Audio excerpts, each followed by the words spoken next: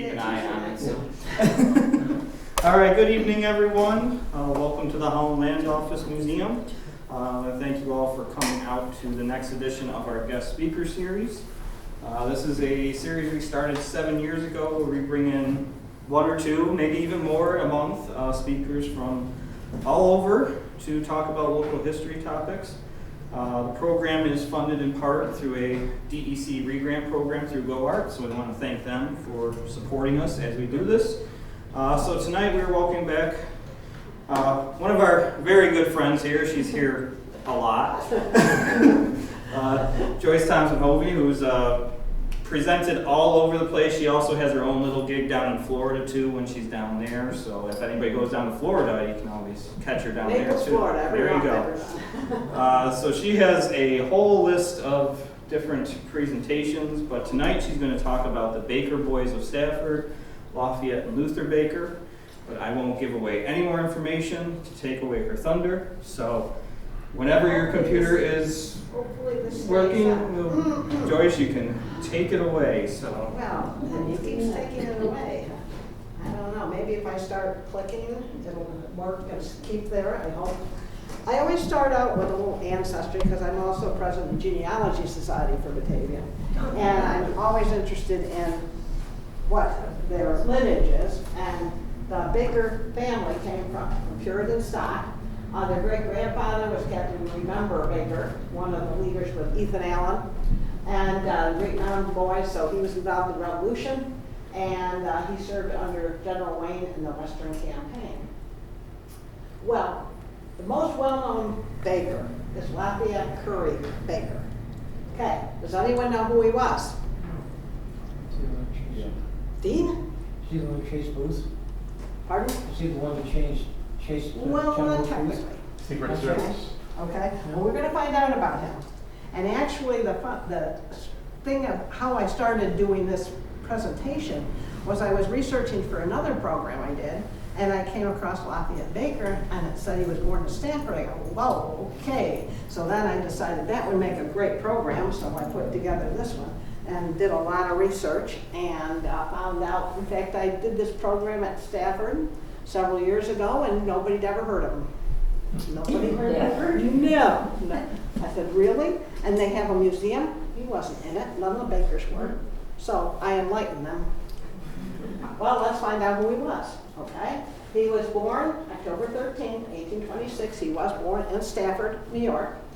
He was the son of Remember Baker and Cynthia Standard Baker. And they were married. They were in Georgia, Vermont. So they came from Vermont to Stafford.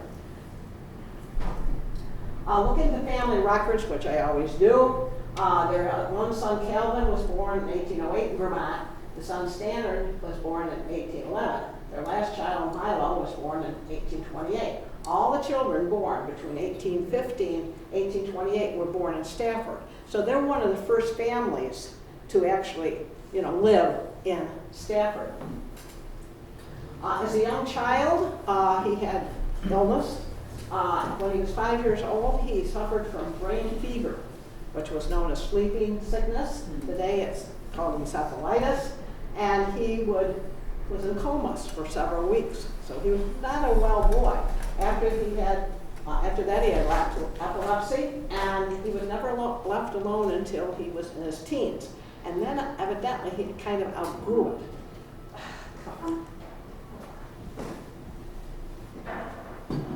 Well, it's here, but it's not there. Well, there it is. I don't know what's wrong with this tonight. Okay. Is that the next one? Yeah, okay. According to the federal census for 1830, they now lived in the town of Elba. Okay?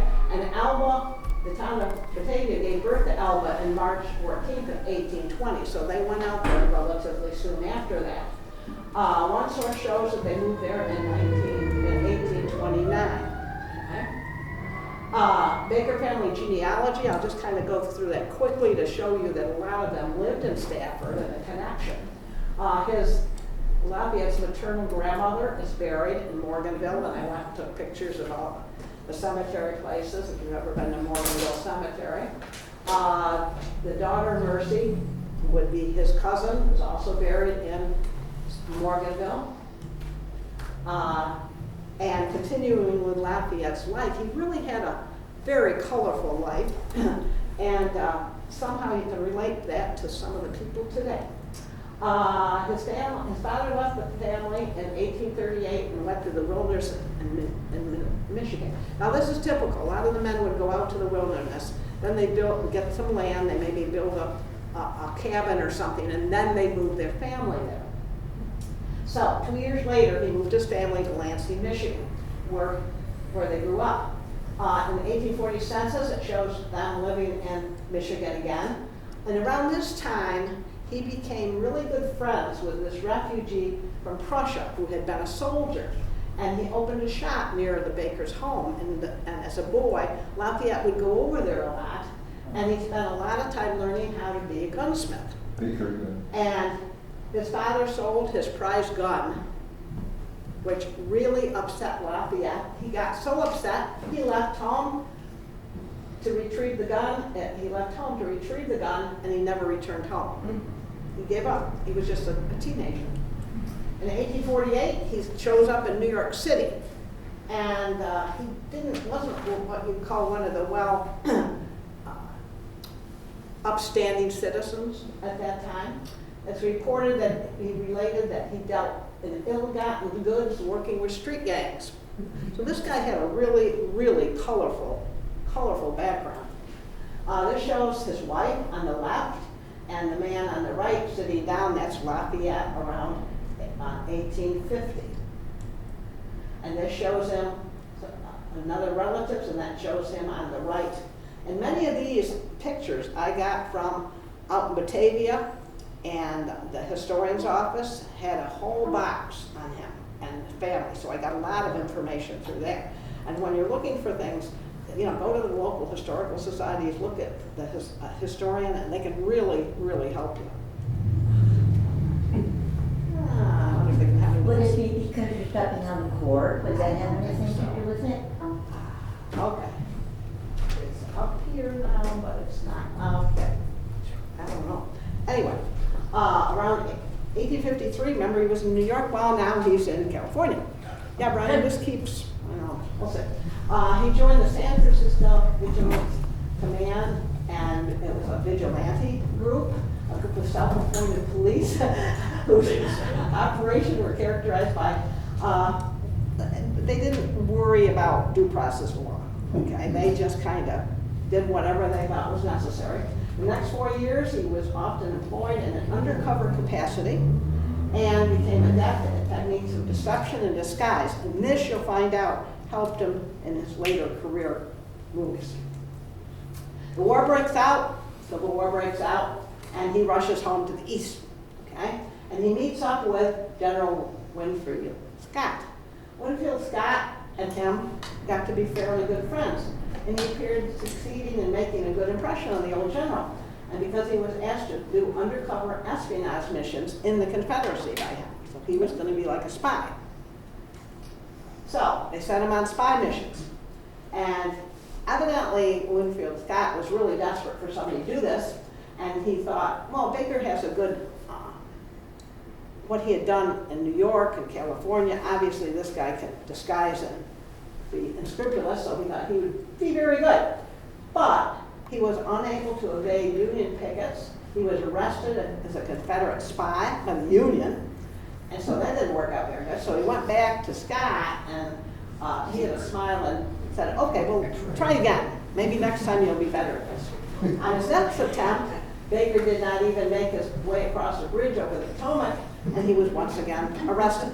So he wasn't, in his earlier years, very successful at being a spy, but they didn't stop him. Okay? He was captured twice in 2 missions to Richmond, once by the Union, once by the Confederacy. Then he changed his name to Sam Munson, and he managed to fool some of the people. He mainly confused most of the people he came in contact with, gaining no information. He was not successful. He returned to General Scott with tales of daring exploits, bravery. I mean, this guy could really, make a story, but didn't accomplish much. So finally, he became a little more successful. He became well known as one of the leading Civil War spies. because he talked about all these things so greatly, and kind of, it just went out again.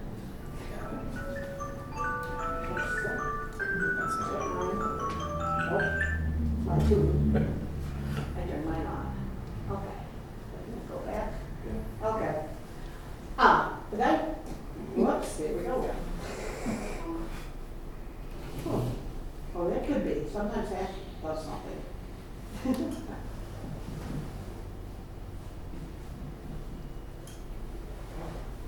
Yeah, sometimes if you just do that. There we go. Well, except it's there, but it's not. There, okay. I don't know if I. Just go back a couple. Okay. He became a. Okay. Okay. Eventually joined and was the most prominent agent in the secret police. We got real, okay, secret police. And personally took part in most important operations. Baker reported directly to Secretary of War Stanton. Okay. Tuesday didn't do all this. If we have to, we will just expect.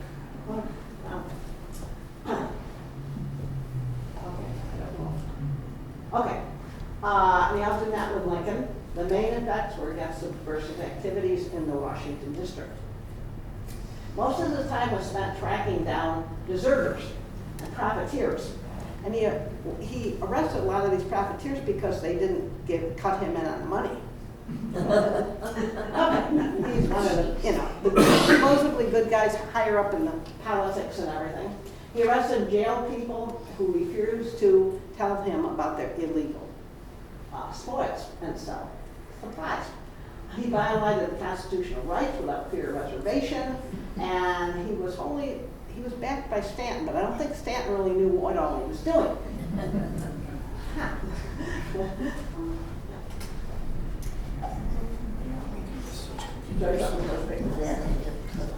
It's fixing.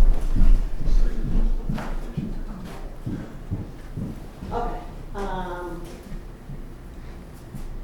Baker worked as a detective in the War Department, the post office, and he became the provost marshal, Washington, D.C. And he headed the Federal Secret Service. He set up the first federal detective, a bureau called the National Detective Police. This is like the CIA. He was the one that set it up. What a wonderful person to set up that. When you think of all he did. Okay. Now, that's Lafayette. So he was the most important one, okay? And he, the other ones, you might have heard about him. The other two Bakers, most people have never heard of. Luther Byron Baker grew up in this house in Batavia, New York, in Genesee County. He lived with his parents till he was 21 years old. Okay, he was a good boy. And this shows that his father had been granted land there as a War of 1812 grant. And that happened in the Revolution and the War of 1812. If you were in the service, they would grant you land. They wanted to settle this, and this was the frontier. So they wanted to get people out there, so they thought, well, if they gave them land, they'd move out there. Aha.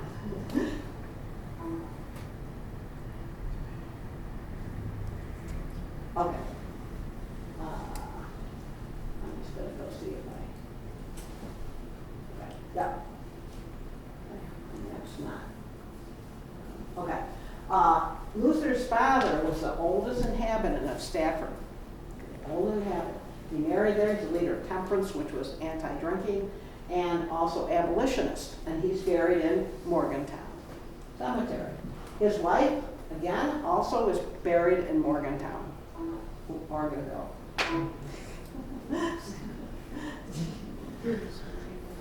Oh, There he is. Oh, there she is. Sorry about this phone. Okay, the two Baker boys. The first one was Luther. He went to Oberlin College. I'm not going to read all this, but anyway. And he and his brother went back to Washington because Lafayette asked them to join the Secret Service with him. Okay? And this is Luther's younger brother, Joseph Standard Baker, who was in the Union Army anyway. And I learned a lot about him because I visited the Genesee County History Department, and they have a book, the memoirs that he wrote, and you can go and read these, and it's really interesting. Around 1842, his father built a small schoolhouse, which doesn't happen to be there anymore, in Morganville, and the family attended an old stone church about 3.5 miles away. Around 1843, an Indian girl spent several months with his family when she was 16 or 17. The interesting part about this, he was a student of Luther's sister, and she was the sister of Ely Parker, which of course was involved in, and there's a nice display here on that. And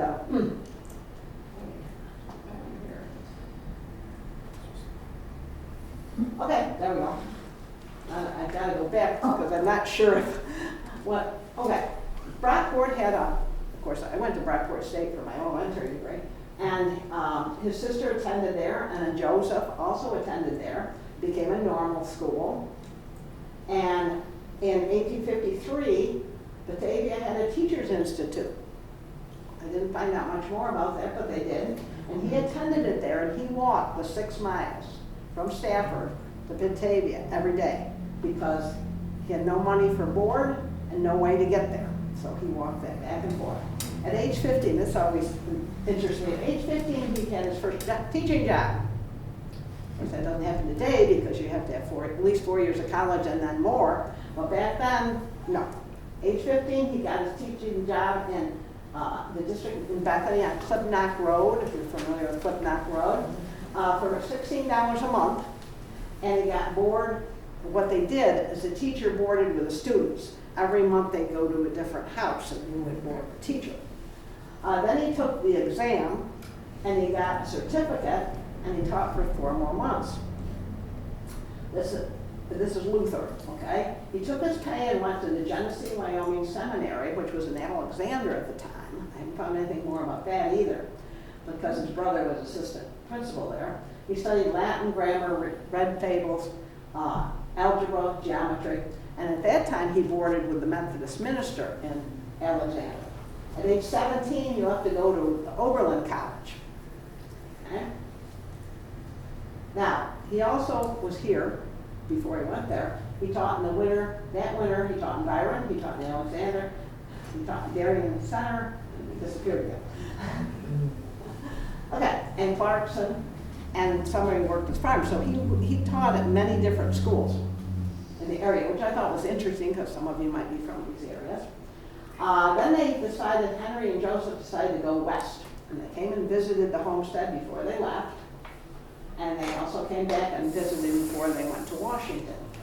And this shows Henry on the right, and his other brother, and then Joseph on the left. The 2 brothers reunite with their cousin Lafayette. And here it shows them getting together down in Washington because the Civil War's going on, and he brought them into the Secret Service with him. And while they're also, they were in the Secret Service, but Joseph also decided that there should be a cavalry unit. And so since he was already in the Union Army, he formed the 16th Cavalry Unit, which is the one that eventually ends up going to fight in the hunt for John Wilkes Booth from King. Are we doing anything here?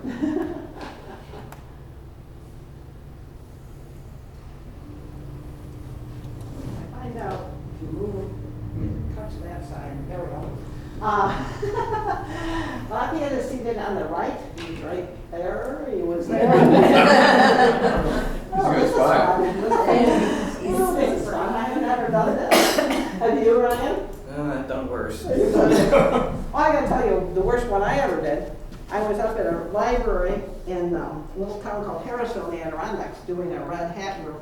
And the library had a new thing like this, they had in. Okay, projected upside down. And that was brand new and nobody knew what to do with it. So what I did is I just turned my computer around and we looked at that because there was only about 10 people. That was the worst one that ever happened. This is number 2, I think. It might be number 1. So I still could do it because my computer was working fine, all right now, the computer isn't even doing it. One second. I don't think you think it could be because it's one We got a little finger? kink, so we'll see if that helps. Technology is wonderful when it works. Yes. And I love presenting. The only thing that bothers me is setup, which is usually great here, by the way. Ryan's fantastic, and I just presented Tuesday and I didn't have any problem, did I? Right. No problem at all. But today, I don't know. Maybe the electric bill isn't paid. Doesn't want to cooperate.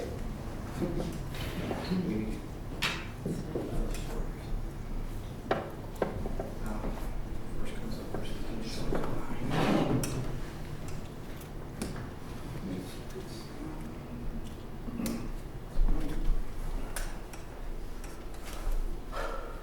Was there a minute?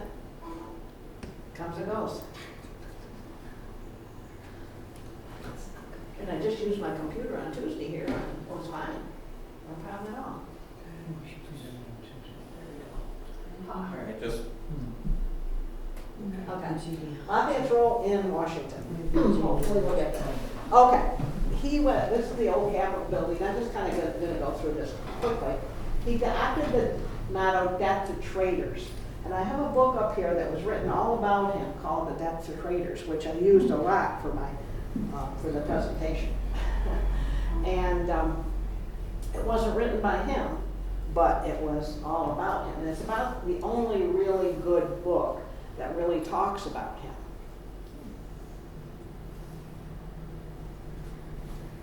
How did they put them to death?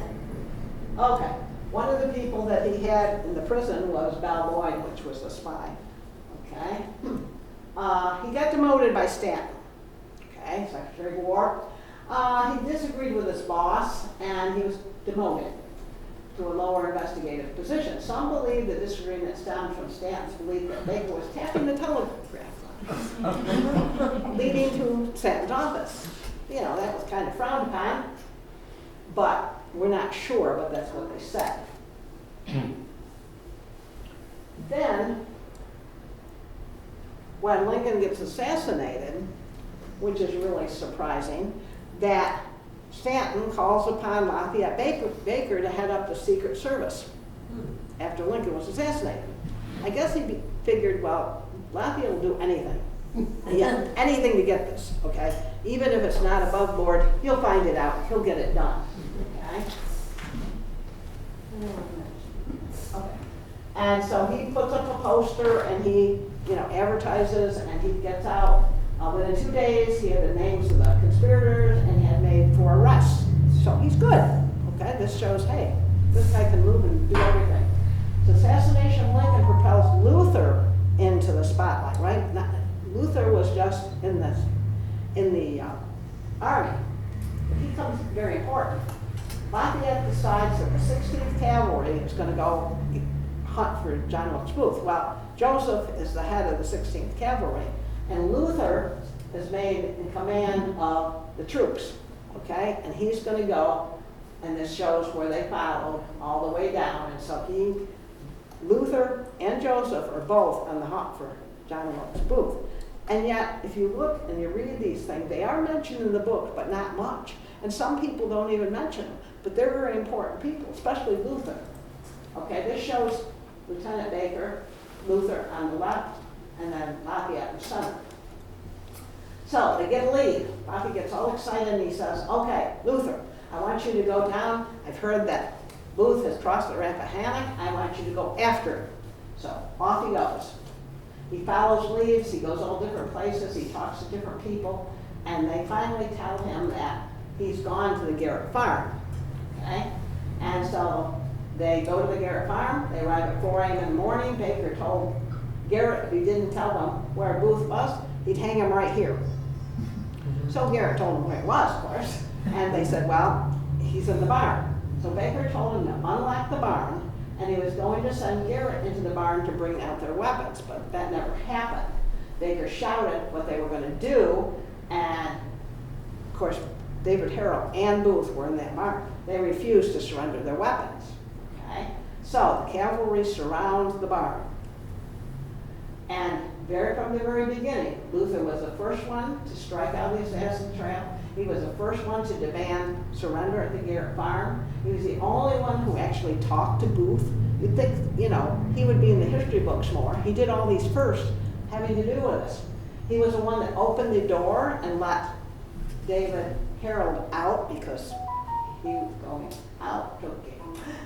And so he did a lot of important things, but yet, in most of the books, not too much is mentioned about it.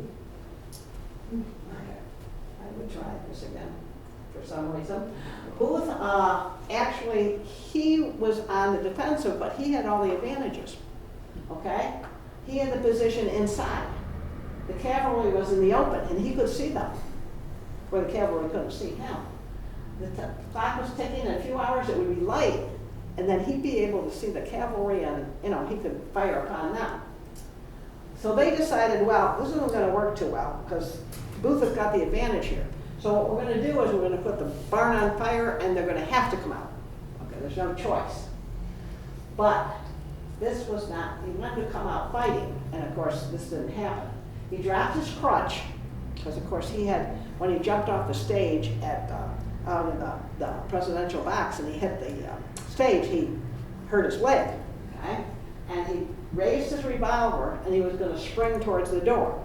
Well, that same time that happened, another man, Sergeant Corbett, he had a clear view of Booth and he shot him because he could see through the cracks of the barn. He shot him. And he felt certain that if he came charging out, he would have killed Luther. So he felt he was doing a service of killing, shooting Booth to save Luther Baker. Well, Booth dies. Luther was the first to reach him as he fell, and actually he died practically in Luther's lap, okay? And he hears him say, "Tell my mother I die for my country." And a few minutes past 7 a.m. he died 12 days after assassinating Lincoln. So he basically died right in Luther's arms.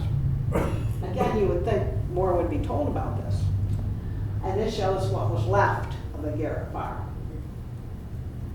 Then Secretary of War Stanton orders Luther Baker to bring the body in. So he has to transport it. So he gets a buckboard and everything, and they bring in the corpse into the ironclad. The USS Montauk was where they were going to look at the body. They were going to form an autopsy. It was identified as Booth by more than 10 people, according to the documents and everything. They made sure that this man who was killed was John Wilkes Booth. He had a tattoo on his left hand with his initials, a scar on his back of his neck, and of course, if you've read anything lately, there's been a lot of controversy over if it was really John Wilkes Booth, but according to the government, it was. Okay. The third and fourth vertebrae were removed from his neck, and they are in the National Museum of Health and Science in Washington, D.C. And this shows when they were taking the buckboard to take Booth to the Montauk.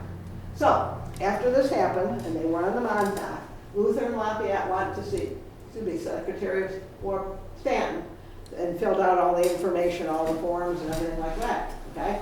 Well, Stanton was very concerned. He was afraid that the South was going to make him a martyr, okay? And this would rev up the South again, and he didn't want that to happen. And he thought the war would get worse and worse and could start up again, okay? And he was really concerned about this. Soon the whispers were around Washington, even back then, that they didn't have Booth. They were questioning it even back then. The autopsy, they said, was not recorded. No civilians were asked to identify the body. There was one photo taken by Garner, and it disappeared. And it was the only picture that they had on the Montauk of John Wilkes Booth. So a lot of things are in question. It's like every time you have an assassination or anything, like Lincoln, they're still questioning that one. JFK, well, they're still questioning Booth too, if that was really him or not. Yep, right there. Is that? Yep, okay. So the Bakers pretend to row this body out to a deep sea, and the press said, okay, that's what they did. They took it out there, and he's gone, he's disappeared, okay. But instead, after Luther, that was kind of like a camouflage thing, they headed for an old army post called the Old Arsenal, and they buried him there the first time. Okay? The body was taken in a wooden rifle box and buried in a convict cell in the old penitentiary. Well, then later on, the warehouse was moved, and so they had to take him again, and now they took him and buried him along with the other assassins that were hung, and then eventually, in 1869, the remains were once again identified before being released to the Booth family, and he was now buried in Baltimore. So he had many different places over the course of several years. Of course, everybody was racing for the reward, okay? And Lafayette boasted that he was the first one to do all this, and so he should get the most money, because that's what he was interested in. Okay. Okay. Within 2 weeks, they found, he was supposed to be given $17,500. And all these different people were getting different money. And I think Luther was supposed to get $5,000. Well, then it had to go before Congress. And Congress changed the whole thing. And Luther got a lot less, 3,000 something. And Lafayette Baker he was down on he only got 3,000. And so Congress decided who would get the most money. After the war, he was promoted to Brigadier General. Okay, because he captured Booth. But unfortunately, it was never approved by Congress. So even back then, Congress was having problems and not coming together. This is nothing new, folks. And you'll see more about this as I go on. It's really a fiasco. Anyway, Andrew Johnson, of course, was accused of spying. Lafayette was accused of spying in the house, the White House by Johnson.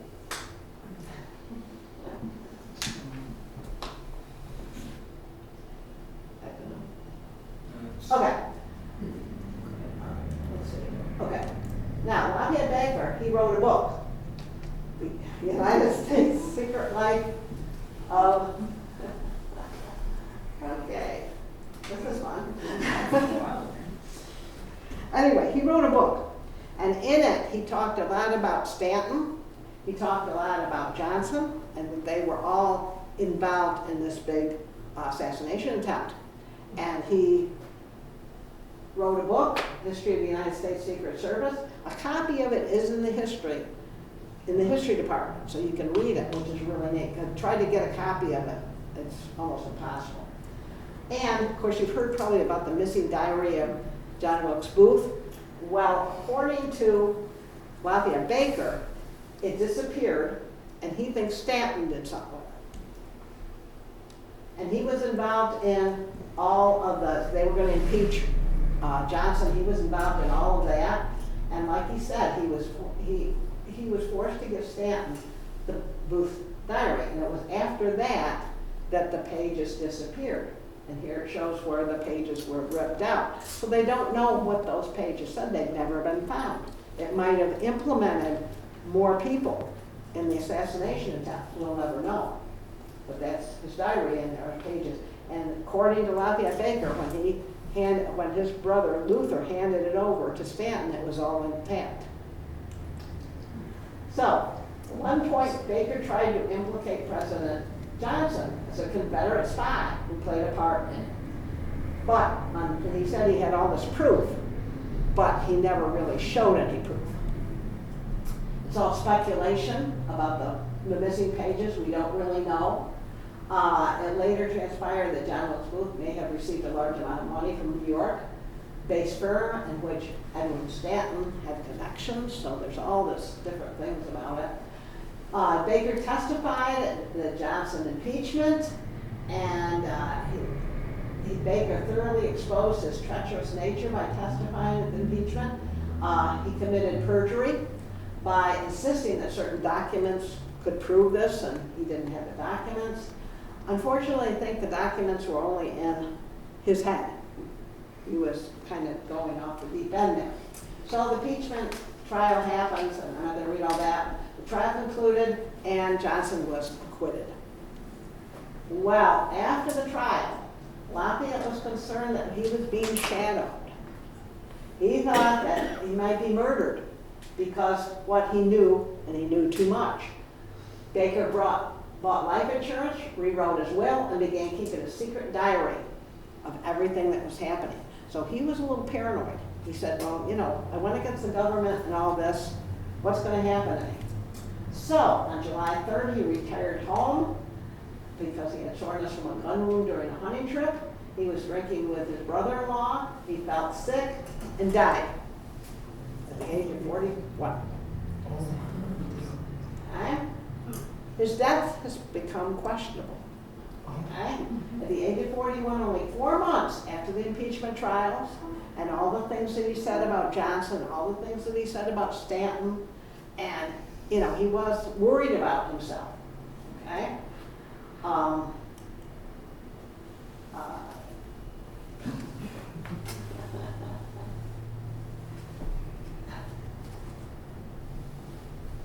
One theory was that Baker had been unwittingly consumed the poison for months by his brother-in-law. 3 months before he died, he wrote Hiram Walbridge of New York stating both Stanton and Johnson were involved in the conspiracy. But it was not taken seriously because Baker was apparently mentally unstable, so they thought. He was a little paranoid, but maybe rightfully so. Maybe they were the higher up in the government. Okay? I think they're sabotaging the program. Okay, U.S. Grant succeeded Johnson and was very concerned about the high mortality rate among persons who served the federal government during the Civil War. He appointed General Lew Wallace to investigate. Wallace reported was based on hundreds of depositions and everything. Only one that seemed to involve foul play was the death of Lafayette Baker. He sent a report to the president naming 5 suspects, recommending no action be taken. The report was sequestered. The political implications were staggering, so they buried it. There was alternate conspiracy theories.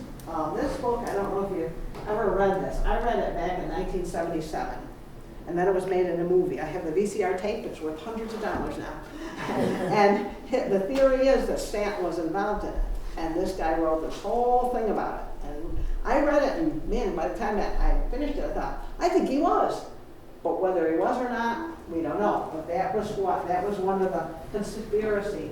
I mean, there's a whole lot of different conspiracy theories. Everything from the Catholic Church to Stanton to, I mean, there's tons.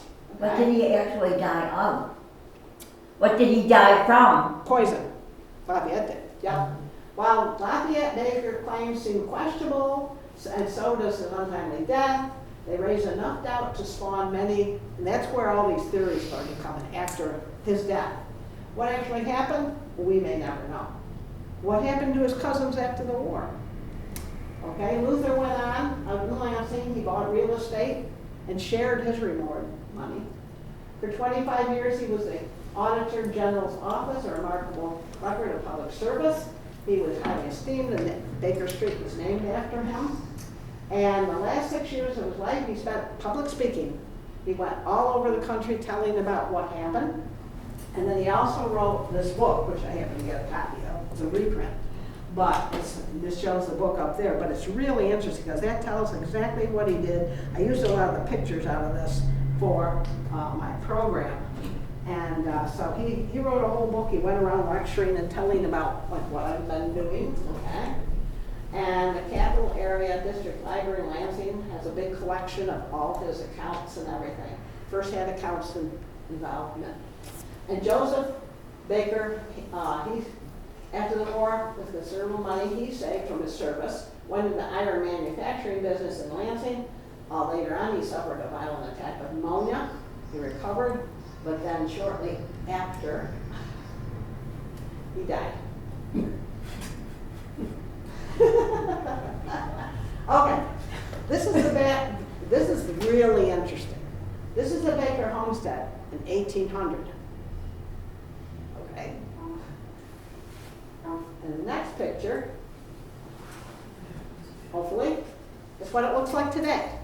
Now, I was showing this at the Stafford Historical Society, And two people in the audience said, "That's our house." Oh. And I said, "Uh-oh." I said, "I didn't have permission to take a picture." "Oh, I'm so glad you did. Now we know the history of our house. We had no idea how important it was." That's a family homestead for Luther and Joseph. And it's still there on Mullen Road. You can drive by it. And they had no idea that how historically important it was. So luckily they didn't, get after me for taking a picture of their house. But they thought, "This is wonderful. Wow." So they learned all about this and they thought this was just great. Uh-huh.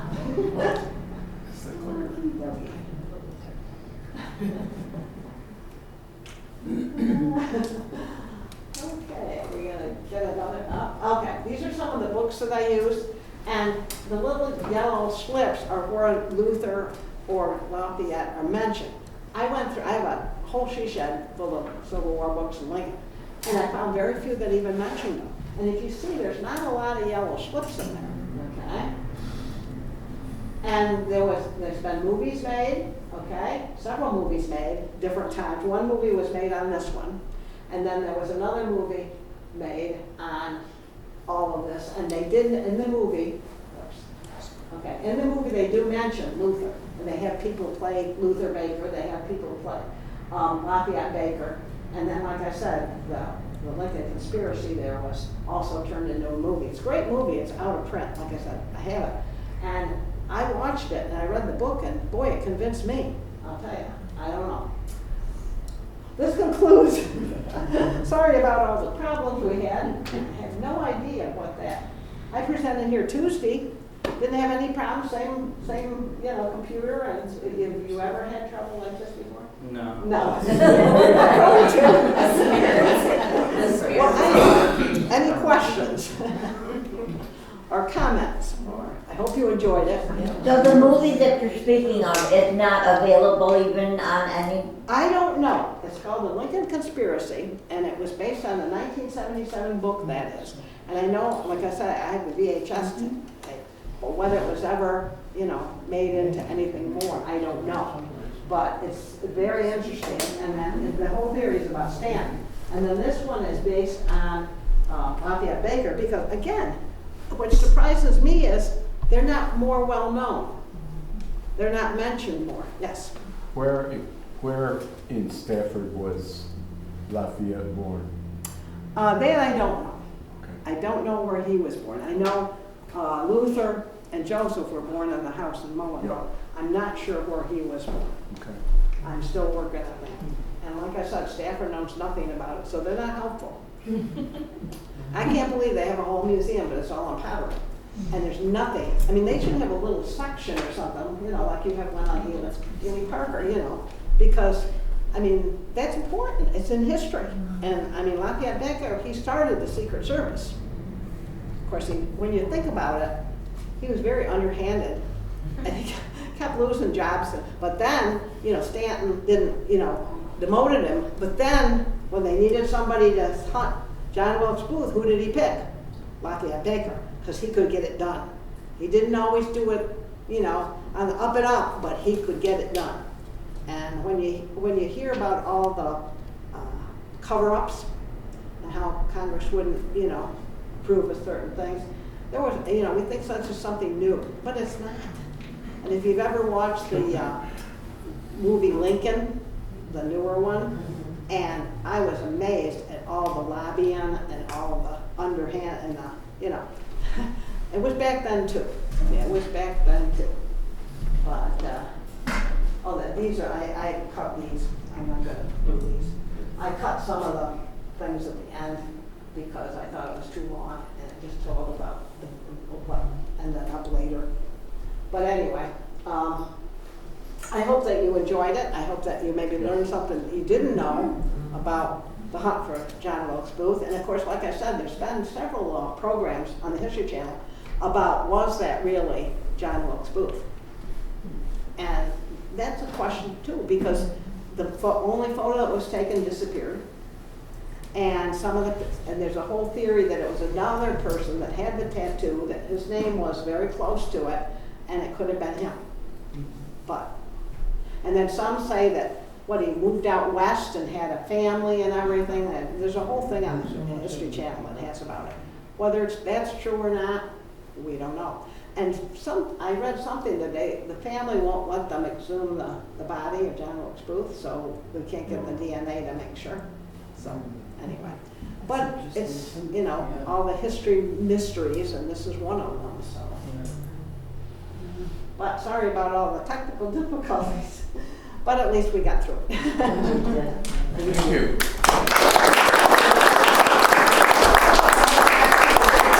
I gotta do some investigating on my own, so. Well, thank you everyone for coming out. Yes, apologize again for our technical difficulties. I hope it didn't damper the presentation too much. Just a quick little announcement about upcoming events.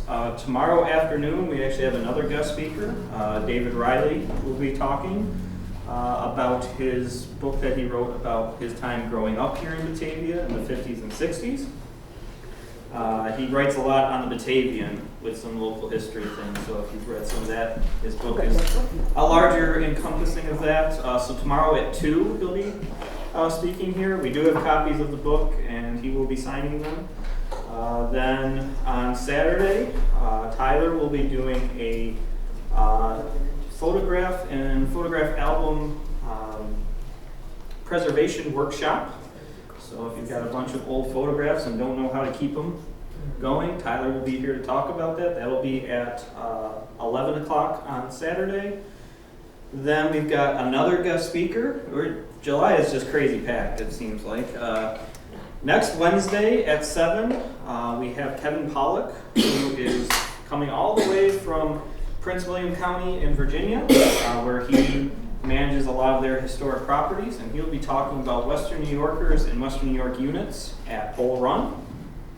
So be sure to check that out.